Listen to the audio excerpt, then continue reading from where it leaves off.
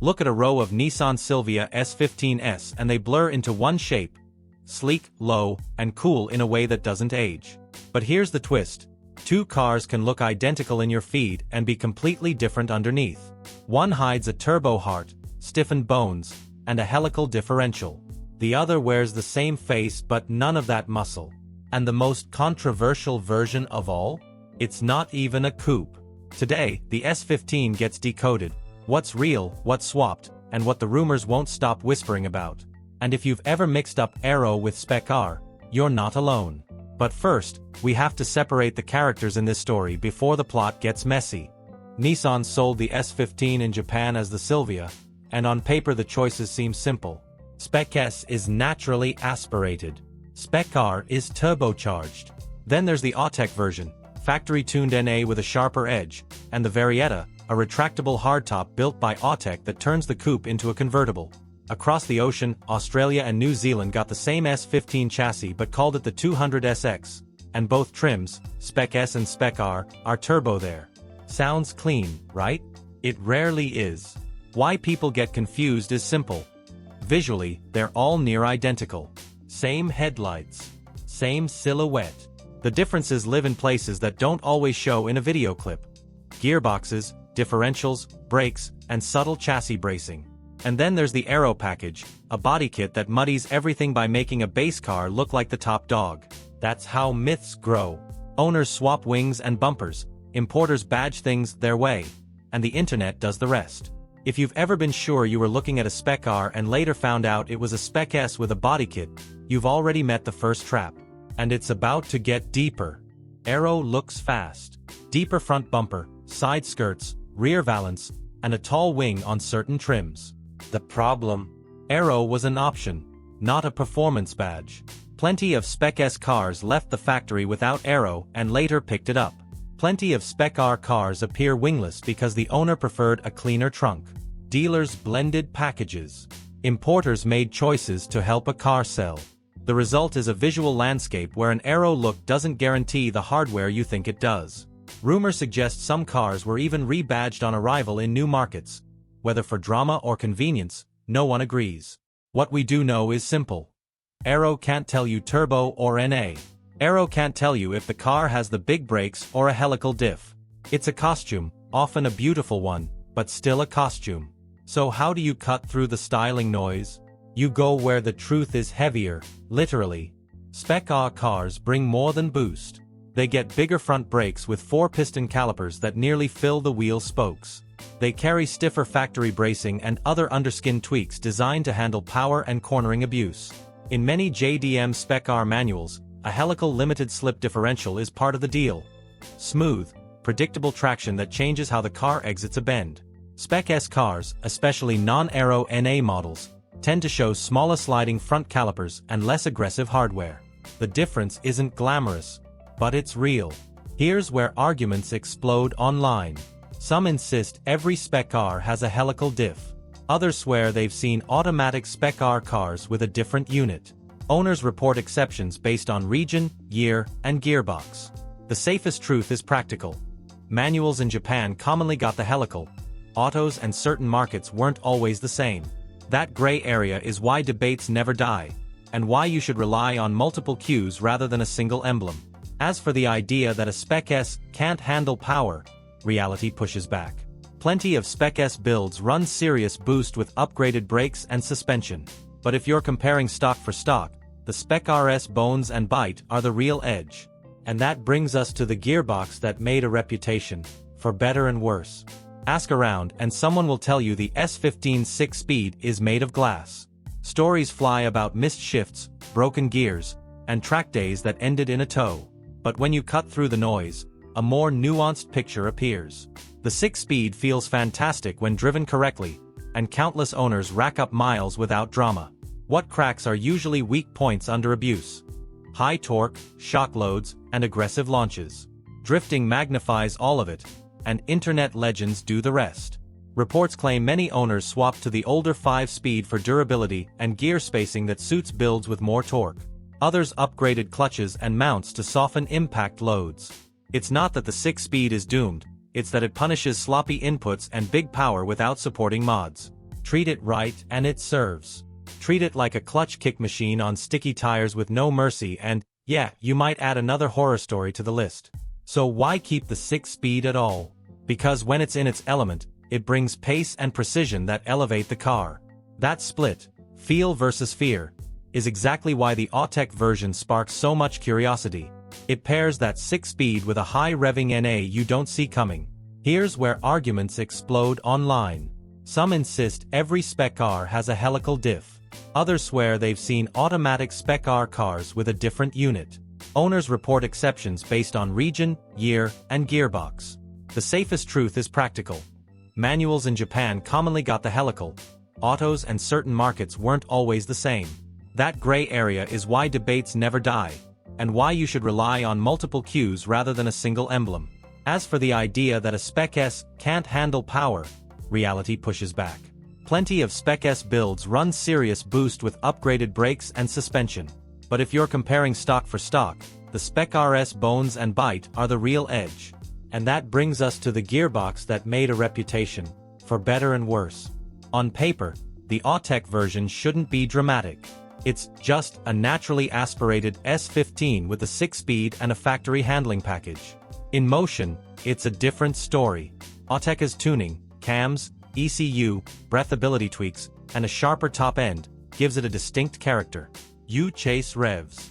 You feel the car shed weight it never actually lost.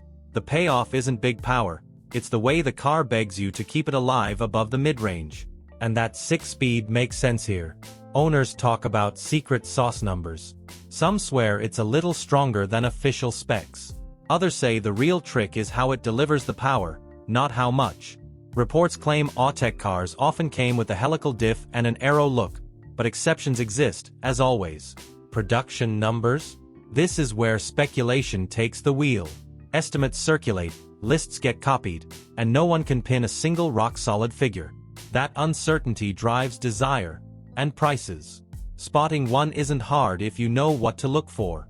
Autech badging, a higher rev character in the cluster, and the rare combo of 6-speed with a naturally aspirated engine. People will argue about dyno sheets forever. The experience is the point. And if you think the Autech is the oddball of the family, wait until you meet the convertible that splits the fanbase in half. The Varietta is the S15 that rewrites the silhouette. A retractable hardtop transforms the coupe into a top-down cruiser, and it's unmistakable from any angle. Built by Autech, the Varietta mixes S15 style with boulevard attitude. Factory versions usually arrived with an automatic and the naturally aspirated engine. Some question whether it's still a Silvia, in the spirit of the breed. Others love it for daring to be different. Rumors suggest the chassis needed extra bracing to handle the roof mechanism. That adds weight and shifts the driving feel. Owners talk about the roof's hydraulics and electrics. Most work fine when maintained, but parts aren't as easy to source as a bumper or a headlight. Reports claim manual swaps exist, and purists debate whether that improves the car or misses the point. The numbers produced are often quoted but rarely verified, which adds to the mystique and fuels the collector conversation. If you're hunting one, look beyond the novelty. The Varietta is an era's mood, early 2000s optimism wrapped in S-chassis DNA. But its uniqueness has a price. Mechanical squeaks, roof alignment, and scarce trim pieces that don't cross over cleanly. Fans say it's cruising perfection. Critics say it's a Silvia that traded grip for glam. That tension is exactly why it's unforgettable. Then there's the 200SX story. Same S15 chassis. Different market logic. In Australia and New Zealand, both Spec S and Spec R are turbocharged. That alone breaks a lot of assumptions. The Spec R still earns its badge with bigger brakes, a helical diff in many cases, and factory chassis tweaks. The Spec S is the simpler trim, but it's no slouch. It just lacks some of the hardware that makes the Spec R feel more serious out of the box. The GT Pack throws in luxury touches like leather and a sunroof. It doesn't make the car faster. It changes how it feels to live with. Here's where confusion starts online. People see a leather interior and assume a performance package. They see a wing and assume Spec R. Meanwhile, owners swap parts, change wheels, and modify exhausts before a camera ever shows up. The result is a flood of clips that look authoritative but hide the stuff that actually matters. Reports claim some AU cars didn't share all the same diff or brake specs found on JDM trim levels, and the specifics can vary by year and option. That gray zone keeps arguments alive in comment sections. The fix is simple. Don't let a badge or a seat fool you. Check the brakes. Check the gearbox. Check the diff. And remember that in Australia, turbo isn't the whole story. Spec car still brings extra muscle you can't see from a single angle. Now we get to the part that turns a cool car into a cultural phenomenon. The S15 sits at the center of import laws, movie fame, and replica culture.